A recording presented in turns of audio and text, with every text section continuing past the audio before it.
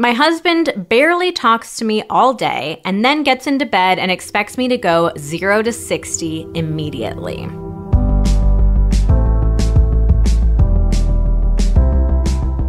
Hello and welcome to the Pillow Talks podcast. We're your hosts, Vanessa and Xander Marin. I'm a sex therapist with over 20 years of experience. And I'm just a regular dude. We share the ups and downs in our relationship while giving you step-by-step techniques for improving yours. Make sure you subscribe for your weekly double date full of totally doable sex tips, practical relationship advice, hilarious and honest stories of what really goes on behind closed bedroom doors, and so much more. It's the sex education you wish you'd had. So our whole episode today is about what comes first, physical intimacy or emotional intimacy. But I think I'm going to just blow up the whole episode and say, wow, actually what needs to come first is dance intimacy. Oh. Our pre-recording ritual of Xander dancing really took a turn today. There was a new move that was added. Oh, it's kind of a aerial butt shake. It's like a butt rotation. A jump in the air with a hip thrust. There was even a hacky sack kick action going on. You actually did this for the first time last night. You picked up a dog toy with your feet and threw it into the air. Do people still do hacky sack? Are people going to know what I'm talking about, or am I dating myself too much? It's also a soccer move. Oh.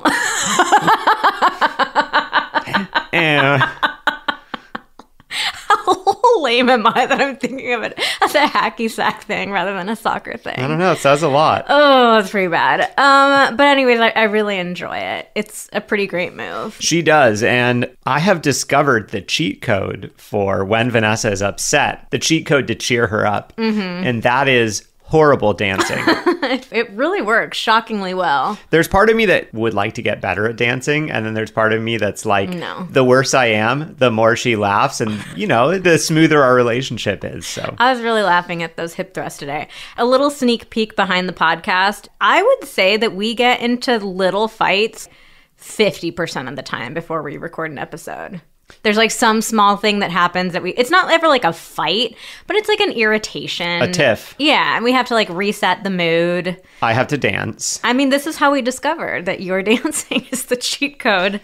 This has only happened in the last month or so. It's a trend that we have broken today. It is a gift that the podcast has brought into my life, understanding how much I enjoy your dancing. So thank you, Pillow Talks podcast.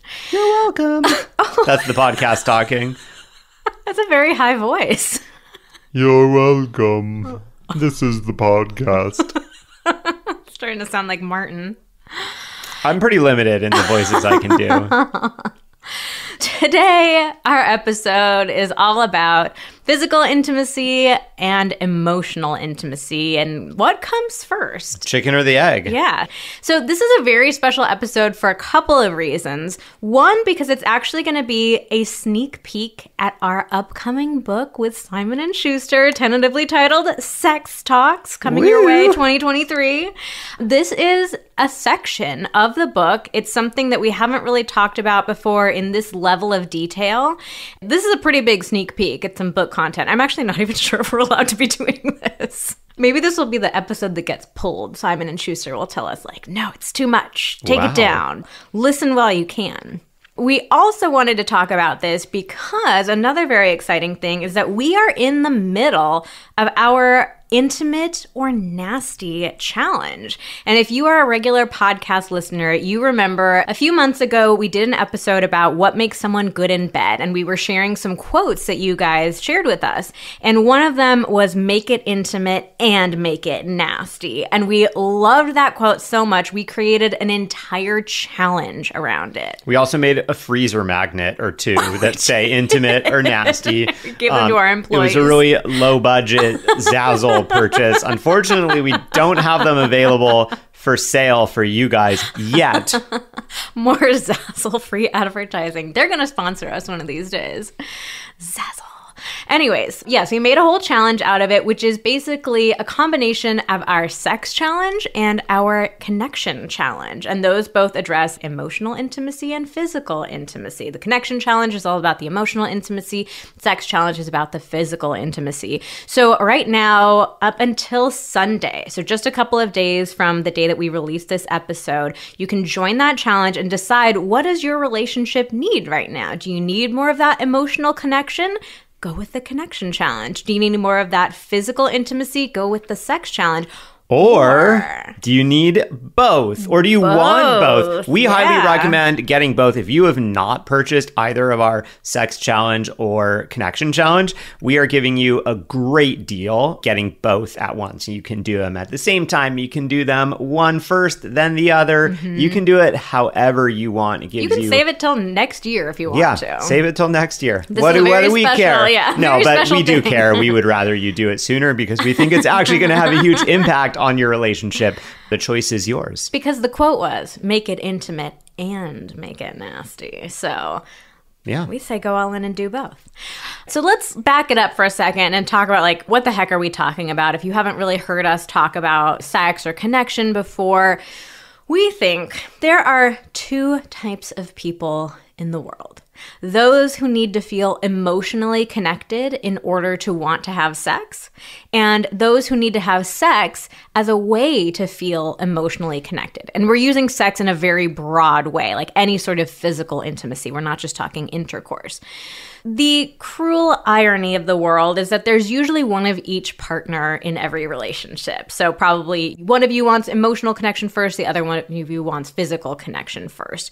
And that can feel like a huge challenge. Yeah, like an insurmountable task. How do we decide who gets what they want or who gets what they need without sacrificing the other person's well-being or impinging on their boundaries or whatever it is? Yeah, it can just feel really tricky. Like, what I want is the opposite of what my partner wants. So how the heck do we make this work? Like, the common conversation that comes up around this is one partner saying, like, I don't want to have sex with you unless I feel connected to you first. And then the other partner responding, but the way that I feel connected to you is by having sex. Yeah, like we haven't been having any sex, or we haven't been having very much sex, and therefore I'm not feeling very connected to you. So I don't know how to be connected to you right now such that you feel comfortable having sex. That's how I would get more comfortable. Yeah. So it creates a standoff of like, well, I want my thing first. Well, but I need my thing first. You know, and you feel really stuck. Like, where the heck are we supposed to go from here? So we asked our Instagram audience, does this dynamic come up in your relationship? Is it causing tension in your relationship? 75% of people said yes, wow, this dynamic causes tension in their relationship. And when we asked about this, we just got a ton of questions from people saying, like, well, yeah, what do we do? Does this mean we're not compatible? We won't be able to find a way to make our relationship work?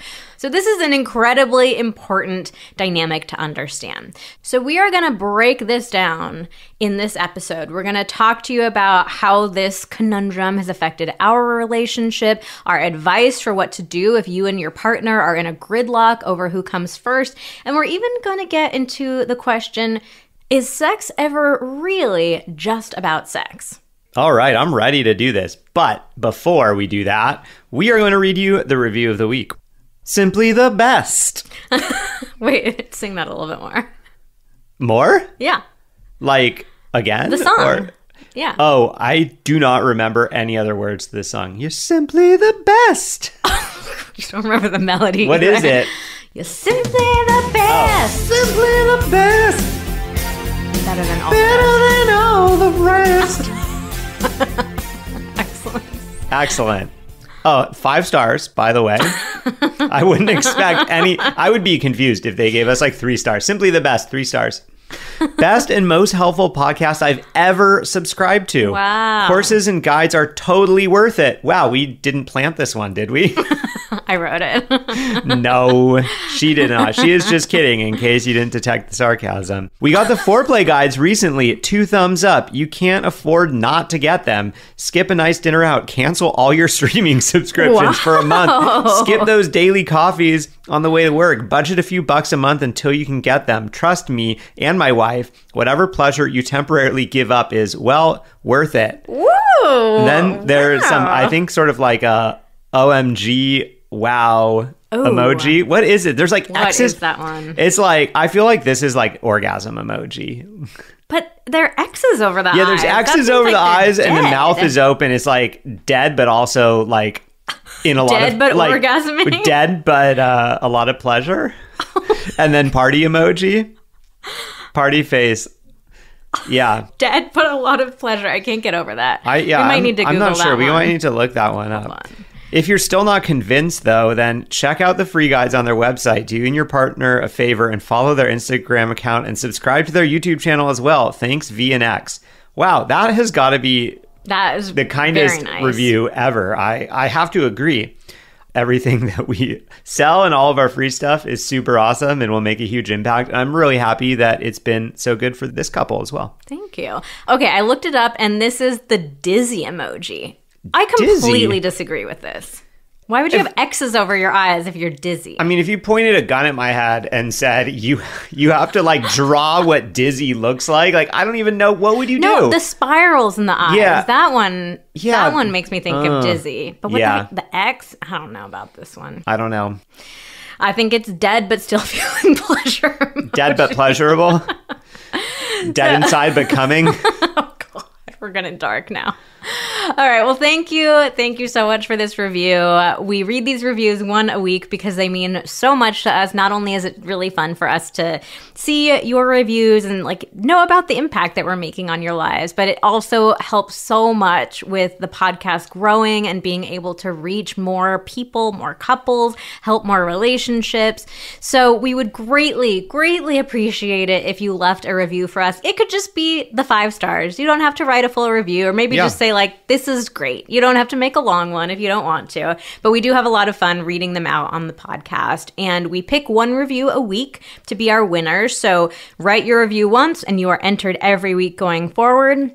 If you are picked, then you get to come over to our Instagram account, send us a DM at Vanessa Marin Therapy, and let us know what your situation is, what your question is, and we will send you back a free mini coaching session. So totally personalized, private. We'll answer your questions. It's just our little way of saying thank you. All right, so let's get into the episode. So first, I wanted to share a couple of real life stories that we got from our Instagram account. My husband barely talks to me all day and then gets into bed and expects me to go 0 to 60 immediately. The next one is, my wife, I'm also a woman, has a much higher sex drive than I do. She doesn't want to bug me constantly about having sex, so instead she just doesn't say or do anything, so much so that she kind of gets quiet and shuts herself inside her head, to which I think I've done something wrong or have pissed her off, so sex is the last thing on my mind, and don't ever think to initiate, because who wants to try to have sex with someone while they aren't talking to you? Ooh, I think everyone can probably relate to these stories. Yeah, I can relate to that one, I think. Yeah. So we first of all just wanted to give a little bit of a disclaimer. We were trying to figure out how to poll our Instagram audience about this and try to get a sense of who's the partner that wants emotional connection first, who's the partner that wants physical connection first. And it was just too tricky to figure out how to do that without going in this heteronormative direction of saying what does the man in the relationship want? What does the woman in the relationship want? So when we did those polls, we put up a little heteronormative alert and specifically said we're going to be talking about male-female dynamics, because it wouldn't really make much sense to be well, in a woman-woman relationship, it's the woman who wants emotional connection and also the woman who wants physical connection. So our results here are definitely heteronormative, and we apologize for not being creative enough to think of a different way to do this, but we still thought it would be useful to share this. Yeah, and there's also you'll see later on, there are some added gender dynamics on top of all of this. So it's easier in this case to talk about it in this way. So we went over to our Instagram audience, like I mentioned in the intro, and we asked people, about this dynamic. And in particular, we asked people to tell us what's your gender and which one do you want to come first? Because we had a hunch that probably it would be the woman who wants to have that emotional connection first, whereas men might want to experience that physical intimacy first. That's the stereotype. Yeah, that's the stereotypes we wanted to see. Does that pan out? So what did we find? It absolutely does. 86% of women said that they wanted emotional connection before physical connection. And then 77% of men said that they wanted physical connection first. So I guess the stereotype is borne out in the data. It's a bit stronger for women, but still, the vast majority of women kind of meet the stereotype and the vast majority of men do as well. Yeah, so there is some truth behind the stereotype, but I think it's really important to talk about what may have led us into this place. And I think a lot of it comes down to, frankly, really shitty socialization that we all receive. Men in particular are really taught that they're not supposed to be emotional. That's just not an acceptable thing for a man to be in our society, right? Or it's just very uncomfortable. It's not something you have a lot of practice with. And so you're used to fitting in these norms in terms of how and when it is acceptable to express emotion or be emotional. Whereas, women, on the other hand, we're definitely given much more societal permission to be emotional and to be in contact with our emotions and know what we need and ask for that from others. But I think a lot of men grow up feeling like the only culturally permissible way for them to want to connect with a woman, if they're heterosexual, is through sex. And in addition to that, it could also be in that sort of afterglow after sex. That is a safe moment for a man to be a little more emotional with his words or emotional physical intimacy. You're cuddled up, you're touching each other, you're looking into each other's eyes in a way that can feel really connecting. After sex, that feels really safe. And also, there's probably physical reasons for this. There's all these chemicals that have been released in your brain after orgasm that probably lower your inhibitions, make you feel really safe and comfortable. It makes a lot of sense that a man or anyone who doesn't feel very comfortable or safe expressing emotion will feel safer in that moment. So we're going to get into this question a little bit later in the episode, the whole is sex really just about sex thing? But I think it's just so important for us to recognize that for a lot of men, sex feels like the only way they're allowed to express that closeness and to have that intimacy. That being said, we also want to be clear that the stereotype is not true for every couple, right? And one of the couples that it is not true for is us. So in our relationship, I am actually the partner who wants to have sex before emotional intimacy. Sex is what creates emotional intimacy for me. Whereas you...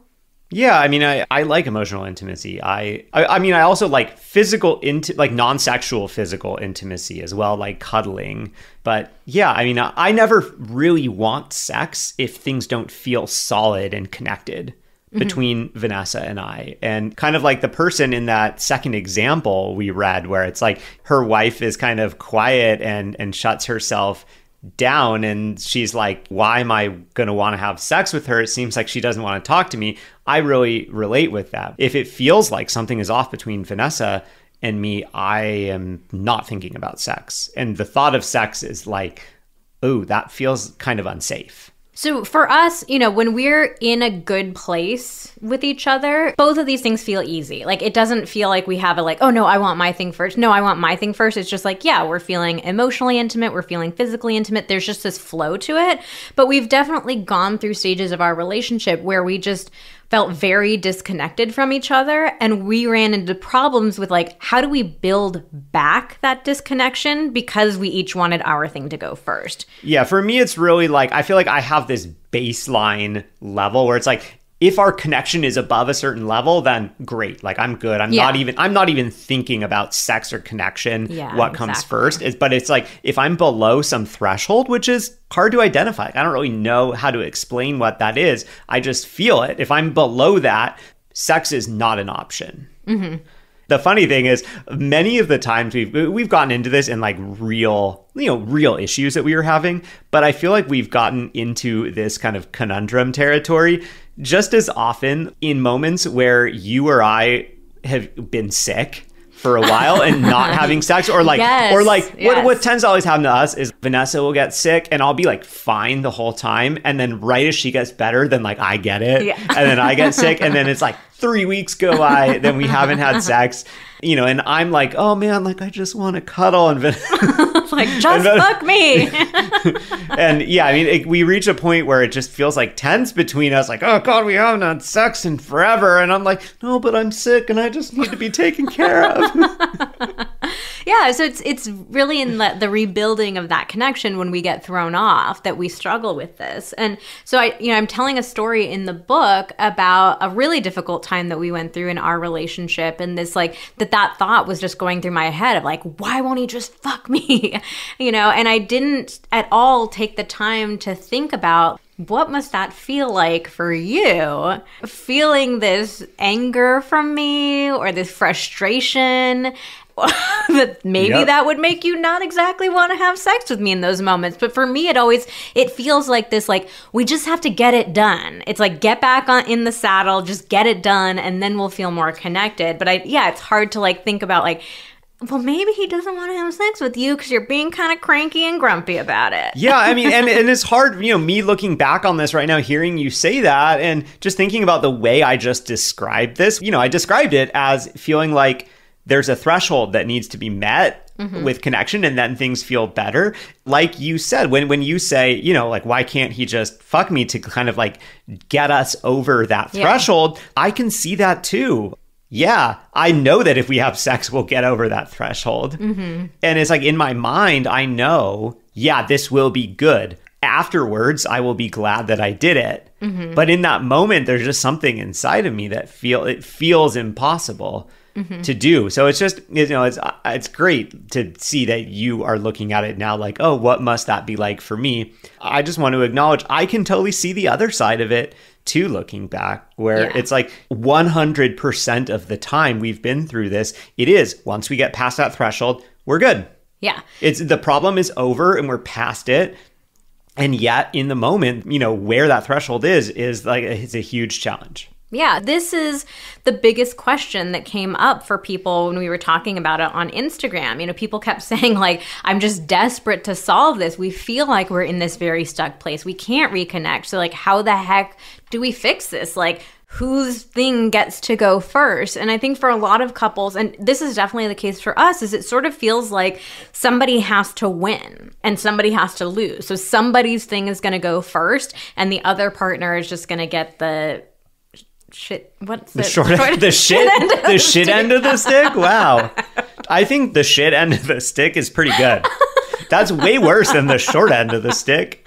What's the shit stick? The short shitty end. The shit end of the stick. Yeah, you put the short end in the shit.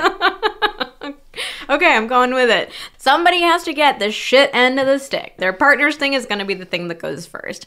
So this is a dynamic that has come up in my sex therapy practice for years, literally since like the first clients that I started seeing. Since the dawn of time. The dawn of time. I've been working a long time. And I want to be honest here. For like a very long time, my approach to this was trying to encourage couples, like, you can do both at the same time. Like, both of your needs are important. And we don't want to get into the standoff of whose goes first. Like, we just want to have some deeper understanding of what you guys are each looking for and communicate that to each other. And you'll get back on the same team and there won't be this tension. And I have to admit that this approach had very limited success. Like my clients were definitely like, okay, we've done all that, but still there's just this feeling that like somebody's got to go first with it and somebody gets the shit end. Yeah, I mean, it's so challenging because I can imagine how in a therapy session, when you're obviously like not about to just have sex right there, intellectually, you can feel like, okay, yeah, we can do both of these things. We're talking about it. We're relating. We're validating each other. And I can totally imagine how you could feel like, okay, cool. Yeah, it feels like we're making progress. We're each understanding each other. And then the rubber hits the road when, you're back home. It gets down to like doing it. Yeah. And then you're like, oh God, this doesn't feel right. So in working on this book, I spent a lot of time just like sitting with this dynamic, talking to people about it, brainstorming like, what is a more successful way to approach this? And I got to the point where I felt ready to grab the shit end of the stick. To grab the shit end of the stick and to say something controversial. I think the emotional connection should come first.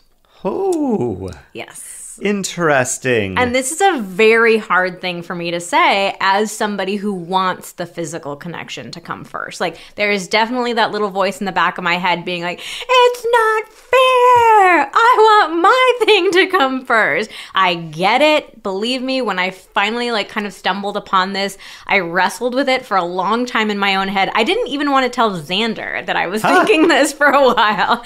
So I was just playing around with it in my own head for a long time. And finally I was like, you know what? I hate to say this, but I really think that this is the solution for this.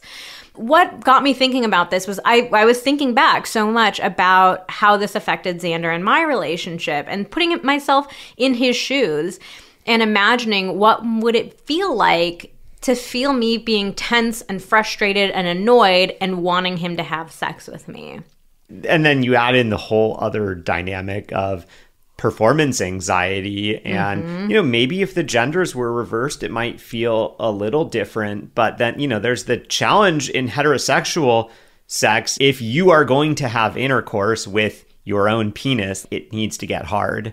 And there's this whole mental aspect of I would really struggle with that of like, let's try to do this and then I couldn't get it up or I would lose my erection. Yeah. And then that spirals into a whole another issue. Yeah, I mean, I was thinking about, there were definitely times where we just decided, okay, we're just going to do it. We're just going to have sex. And, maybe I should have felt in those moments like, yeah, I'm getting my thing. But I'm getting mine. The reality was, like, the sex that we wound up having was terrible. Yeah, like, it was never good. There were definitely times where you couldn't perform. But even when you could, like, it felt disconnected. It felt disconnected. Honestly, the word that was coming to my mind was gross. Like, it felt kind of gross to be having sex with each other when we were so wildly disconnected. Yeah, I think that after an orgasm, it felt better. And then it was like, okay, cool. We're like, we did this thing and we're on the road to recovery or whatever. But yeah, looking back, the worst sex we've ever had are those times. Absolutely. Absolutely. So I think that's what made me finally make that decision. I just thought, trying to have sex with somebody when you feel disconnected from them, it doesn't feel healthy. It doesn't feel good. And for a lot of couples, it may not even feel safe to have sex in that kind of a state. Oh, yeah. I mean, and then layer on top of that, the reality in most couples that the woman very likely struggles to orgasm during intercourse. For us at least, we've spent a lot of time learning what we each need to come. And, we feel fairly confident that when we have sex, both of us are going to get an orgasm. I can imagine how challenging it would be in a relationship. Let's say you struggled to orgasm and I was like, I got to have sex in order to feel more connected to you. And you were like, okay, all right, fine, let's just do it. And then like you're struggling to orgasm. I'm struggling to help get you there. And then it's like, I come and you don't. And then there adds this whole layer of resentment. Like, well, what the fuck did I just... Yeah. Why did I do that? I got nothing out of that. And I think even one more layer with that, too, is maybe somebody who's experienced some sort of sexual abuse or boundary violation, where it's like that could be re-traumatizing or triggering to be having sex with somebody where, it doesn't feel safe. The emotional connection isn't there. Maybe you feel angry at each other or resentful. It's a recipe for disaster. Yeah, I mean, I can see for us how we have been really lucky in terms of those times that we compromised on boundaries a bit in order to get it done. We didn't cause any long-lasting impacts. There were definitely times where performance issues came up and things got worse before they got better, but I feel like we're really lucky that we didn't cause lasting damage. Yeah, we absolutely could have. So I want to be crystal clear here. Just because I'm saying that the emotional connection should come first doesn't mean that emotional connection is more important than physical connection. Like, we both very strongly believe that physical intimacy and emotional intimacy are equally important. They're equally valid. There's no hierarchy in the value to this.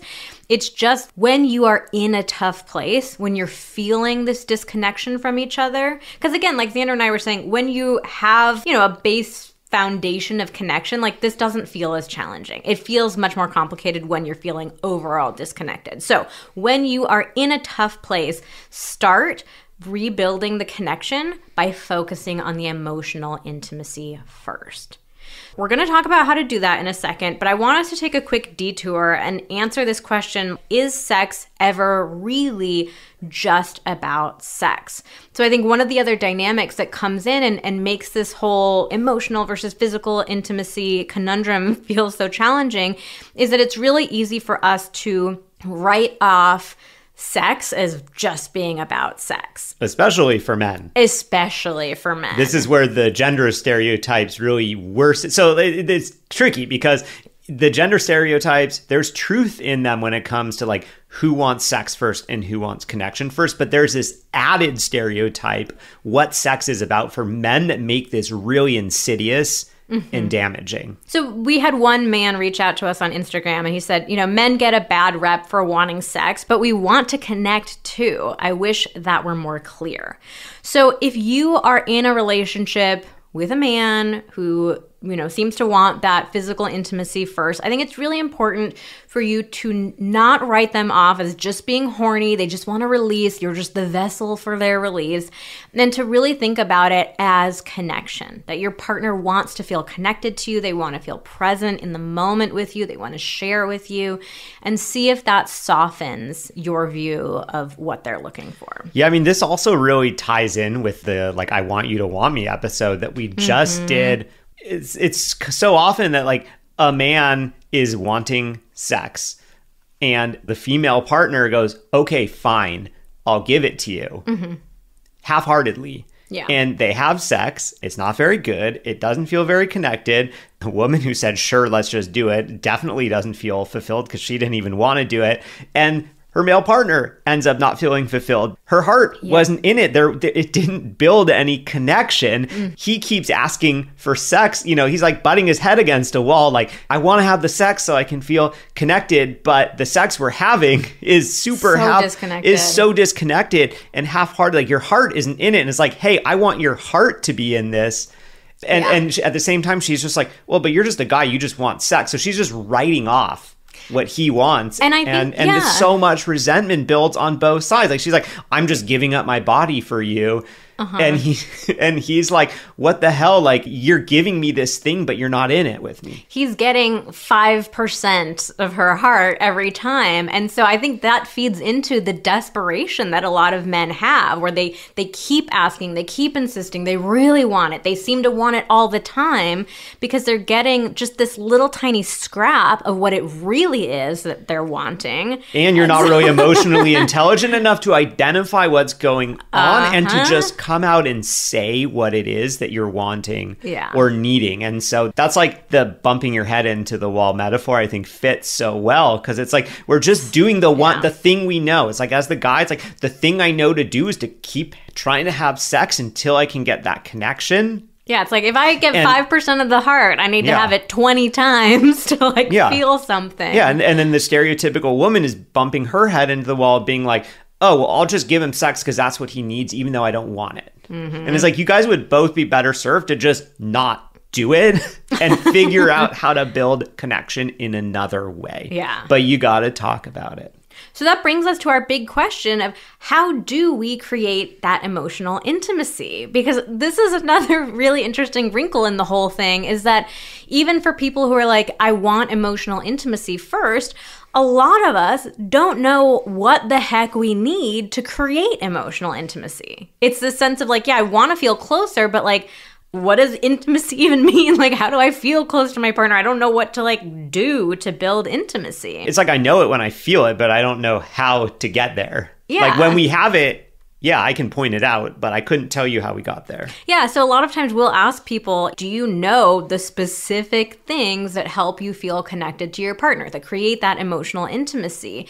So most people can't answer these questions, and that's a huge problem. That's just going to keep you stuck in the standoff even longer because you're like, okay, fine, we can have the emotional connection first. Okay, but how do we create that? I don't know, right? So you need to know the specific action steps to create emotional intimacy in your relationship. Otherwise, you're just going to feel like you're treading water. One woman reached out to us on Instagram and she said, we used to spend hours talking about anything and everything. But now when we manage to get a rare few minutes of alone time, I literally can't think of a single thing to say to him. Sounds like our connection challenge would really help with that. Oh, look at that segue. Yeah, so this is a huge reason why we created the connection challenge in the first place, is because we know how difficult it is to actually create intimacy. It can just feel really overwhelming. And we created the connection challenge to give you specific things that you can do to create emotional intimacy and closeness. It can sound silly, like, oh, why do I need these prompts in order to have some conversations? But we have gotten such good feedback on it. People just being like, yeah, we just needed the smallest little nudge in the right direction. Once we get started, the floodgates are open. It's so awesome to be able to help people like that. Yeah. So both of our challenges, the sex challenge and the connection challenge, every day you get 2 options of a challenge to do together. So for the sex challenge, there's a more sensual challenge and a more kind of explicitly sexual challenge.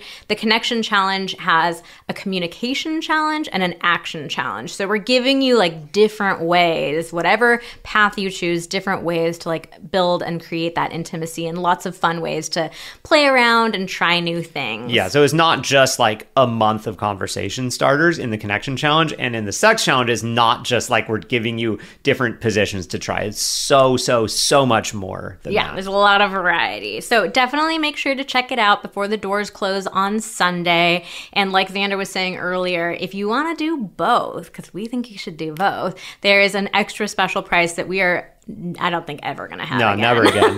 Never again. Never again. So we will also address these questions in the book in 2023. But yeah, you're going to have to wait a little while.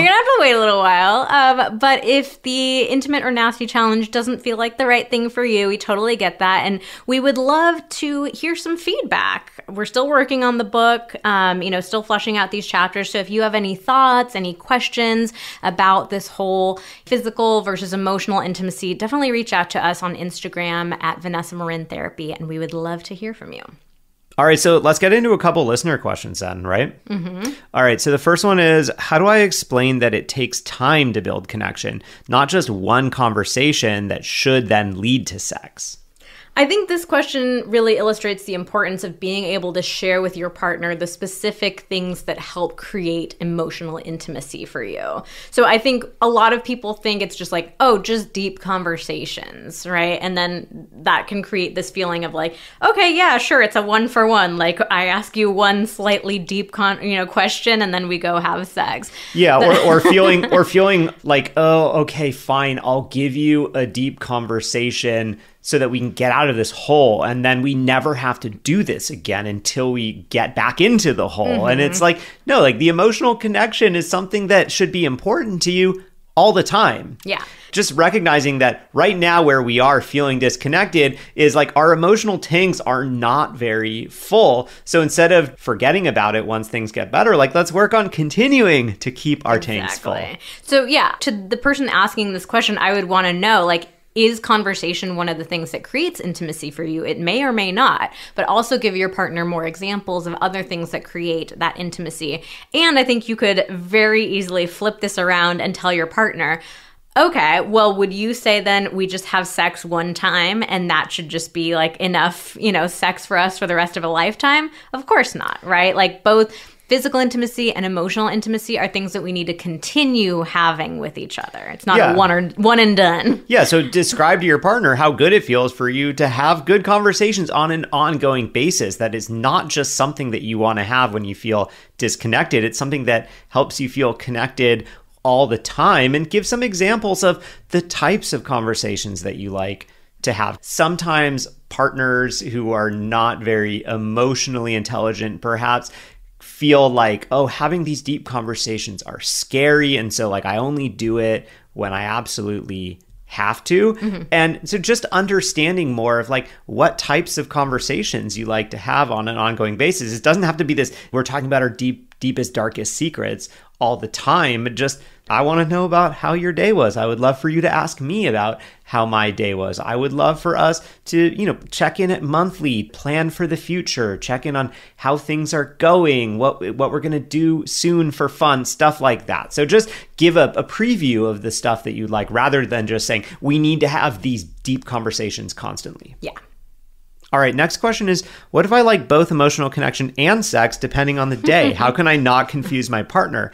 I want to give props to this person. I think that that's a really emotionally intelligent question to ask, and recognizing that they go back and forth and not wanting to confuse the partner. Yeah, absolutely. So I would definitely just share this with your partner. And this is what I really love about the whole intimate and nasty thing, is that it just gives you like a fun way to talk about this. In our relationship, we've taken to sort of asking each other like, oh, is it an intimate day today or a nasty day today? Oh, yeah. And it just like, it feels fun and playful. It doesn't feel so serious, but it gives each other the opportunity to kind of say like, this is what I'm needing from you a little bit more. So share that with your partner and try using that exact trick. Yeah, I mean, I think just talking through how you're realizing sometimes you want one first, sometimes you want another first, and talking to your partner about what side of the fence are they on? Are they kind of straddling the fence like you? And maybe suggest like, hey, how would it feel if on a day where I'm feeling like my emotional tank is a little empty, like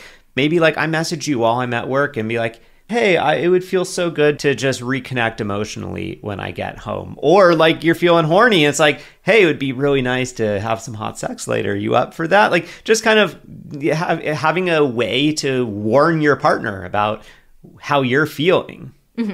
I think just letting them know in advance rather than just kind of surprising them with it.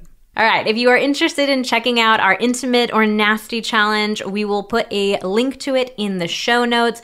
Definitely make sure to just pop over, give it a little look-see, because the doors are closing on Sunday, just a few days, and we will never have this pricing again. So come check it out. We also have a 5-day money-back guarantee. So if you're like, oh my God, I'm listening to this episode on Sunday, now I've got to make this big decision, don't worry, you can kick the decision down the road a little bit. Try it out for 5 whole days. If it doesn't feel like it's a great fit for you, it's not creating more emotional or more physical connection, we will give you every penny back. So no big deal. Yeah, we're super confident that you won't feel that way. We've gotten so much amazing feedback on both of these challenges. Literally thousands. Yeah. We should have said that a little bit more earlier, but literally thousands of couples have gone through it. And we have got, you just come over to the link to read some of the stories. Like, you don't even have to buy it from us if it doesn't feel right for you, if it's a financial challenge, whatever it is. But like, I think even just reading the stories will give you hope. You guys can get back to being connected